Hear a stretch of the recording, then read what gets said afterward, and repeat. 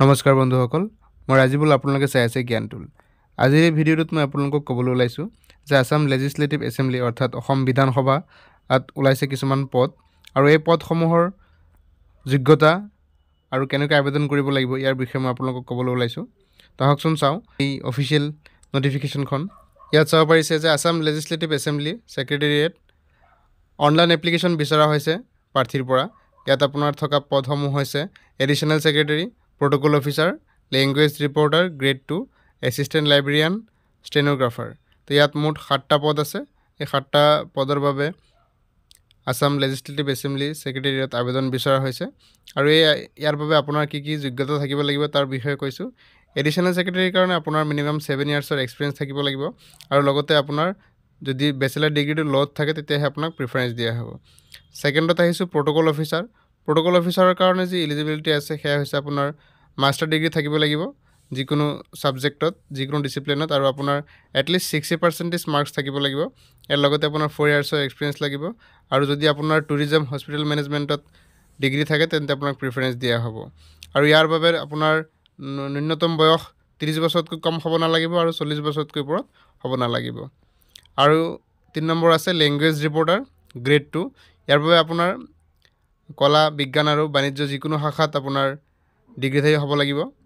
লগতে আপোনাৰ যদি আছামিছত ষ্টেন'গ্ৰাফি চাৰ্টিফিকেট থাকে তেতিয়াহে আপোনাক স্পীড টেষ্টত বহিবলৈ দিয়া হ'ব আৰু আপোনাৰ আছামিজ DTP জনা হ'ব লাগিব।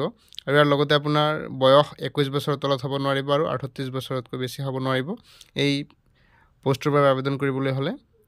4 নম্বৰত আছে এছিষ্টেণ্ট লাইব্ৰেৰিয়ান। এছিষ্টেণ্ট লাইব্ৰেৰিয়ান হ'লে আপোনাৰ বেচেলৰ ডিগ্ৰী লাইব্ৰেৰীত ছায়েন্সত থাকিব লাগিব আৰু ইয়াৰ লগতে আপোনাৰ ইয়াত বয়স 21 বছৰতকৈ কম আৰু 38 বছৰতকৈ বেছি ইয়াত আবেদন কৰিব নোৱাৰিব। ইয়াৰ পিছত আছে ষ্টেন'গ্ৰাফাৰ গ্ৰেড 3 ইংলিছ। ইয়াৰ বাবে আপোনাৰ আৰ্টছ, ছায়েন্স, কমাৰ্চ পৰা গ্ৰেজুৱেশ্যন হ'ব লাগিব আৰু আপোনাৰ ইংলিছত 80 ৱৰ্ডছ পাৰ মিনিটত আপোনাৰ চাৰ্টিফিকেট থাকিব লাগিব আৰু কম্পিউটাৰ এপ্লিকেশ্যনৰ লগতে আপোনাৰ ইংলিছ লেংগুৱেজৰ ওপৰত কমাণ্ড থাকিব লাগিব। লগতে আপোনাৰ বয়স 21 বছৰতকৈ কম হ'ব নোৱাৰিব আৰু 38 বছৰতকৈ বেছি হ'ব নোৱাৰিব। এতিয়া আহিছোঁ ইয়াৰ চিলেকশ্যন প্ৰচিডিউৰটো। চিলেকশ্যন প্ৰচিডিউৰটো যোনটো প্ৰথম আছিলে আপোনাৰ এডিশ্যনেল ছেক্ৰেটেৰী আৰু প্ৰট'কল অফিচাৰ, এই 2টা পদৰ বাবে ৱাক ইন ইণ্টাৰভিউ হ'ব। ছেক্ৰেটেৰীৰ পৰা ৱাক ইন ইণ্টাৰভিউ কৰা হ'ব আৰু 4 নম্বৰ যোনটো পদ আছিলে এই পদটোৰ বাবে আপোনাৰ 100 মাৰ্কছৰ ৰিটেন এক্সামিনেশ্যন হ'ব। ইয়াত দেখিব পাৰিছে এছিষ্টেণ্ট লাইব্ৰেৰিয়ান, ইয়াৰ বাবে 100 মাৰ্কছৰ ৰিটেন এক্সামিনেশ্যন হ'ব। আৰু 3 নম্বৰ আৰু 5 নম্বৰ যোনটো আছিলে আপোনাৰ ষ্টেন'গ্ৰাফাৰৰ, সেইটোত আপোনাৰ স্পীড টেষ্ট হ'ব কণ্ডাক্টেড বাই চিলেকশ্যন কমিটি। আৰু ইয়াৰ বাবে আপুনি আবেদন কেনেকৈ কৰিব, ইয়াৰ অফিচিয়েল যোনটো ৱেবছাইট আছে দেখিব পাৰিছে www.assamvidansabha.org।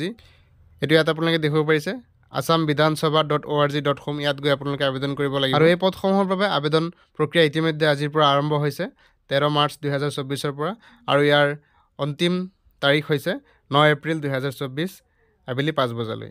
তো আপোনালোকে যদি আপোনালোকৰ যোগ্যতা আছে এইখিনি পদত আবেদন কৰিবৰ বাবে সোনকালে আবেদন কৰি দিয়ক আৰু ইয়াৰ অন্তিম দিন যিহেতু আহি পৰিছে 9 এপ্ৰিল 2024। ধন্যবাদ বন্ধুসকল আজিৰ এই ভিডিঅ'টো চোৱাৰ বাবে। আজিলৈ পুনৰ লগ পাম পৰৱৰ্তী ভিডিঅ'ত এক নতুন টপিকৰ সৈতে।